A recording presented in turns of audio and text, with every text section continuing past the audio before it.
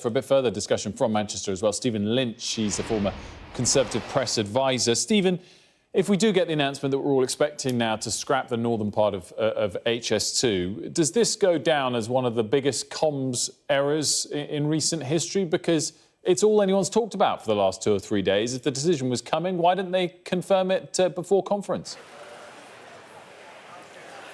Well, Wilfred, I think in modern politics, leaks happen very often. There's speculation about different policies. That's par for the course. It's perhaps unfortunate, but I think whatever the Prime Minister announces in his speech today, and yes, there is speculation that part of HS2 will be scrapped, I think it's going to show the PM's approach, how he's setting out his stall about taking those long-term decisions for a brighter future, and then contrasting that with Keir Starmer, how he is viewed by quite large sections of the population to be sniping from the sidelines, offering no real vision of his own or no real constructive alternatives. If it is indeed the case that part of that High Speed 2 will be scrapped, that money, which is around 30 billion, can be used into more regional projects in rail, in the Midlands, in the north of England, for buses, fixing potholes as well.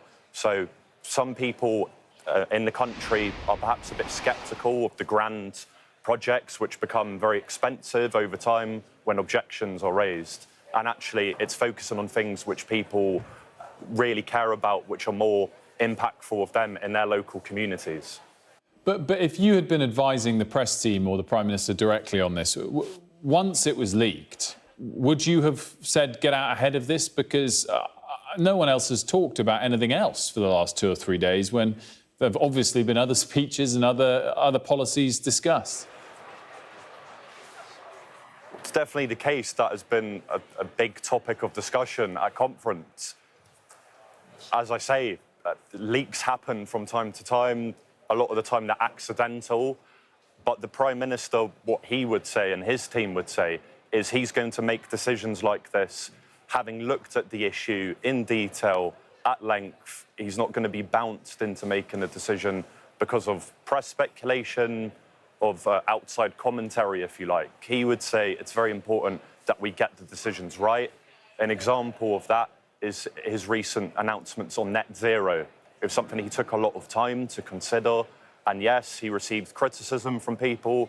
That's totally legitimate and to be expected. But for him, it's about getting the decisions right. So he will take the time to examine the issues from all angles, take soundings from colleagues, get signed off at Cabinet, and these things all take time. If we step away perhaps from the content of today's speech, which obviously will be critical, what would be your advice to the Prime Minister in terms of his tone? What does he still need to do in order to try and better connect with the wider public than perhaps he has done so far in his first year as Prime Minister? Looking at the speech today, I would be looking for the PM to do a number of things, which I believe he will do. We'll be highlighting his instances of leadership, both as Prime Minister so far and as Chancellor as well, during a very difficult period. You know, taking those really big decisions about the furlough scheme to really support the country through a once-in-a-century incidents like the pandemic. I would like to see, and I would expect there to be, optimism that the party can win an election that's expected next year.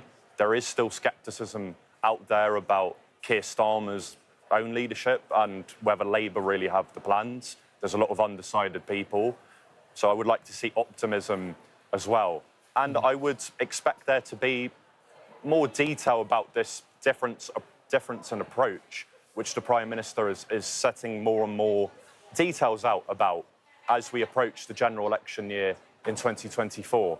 Clearly, as the government, when they set out their policies in key areas like net zero, transport, levelling up, education and other areas, what that does is that forces the opposition to ideally set out their own alternatives to that. How is their plans different from what the government is offering, and why is it better?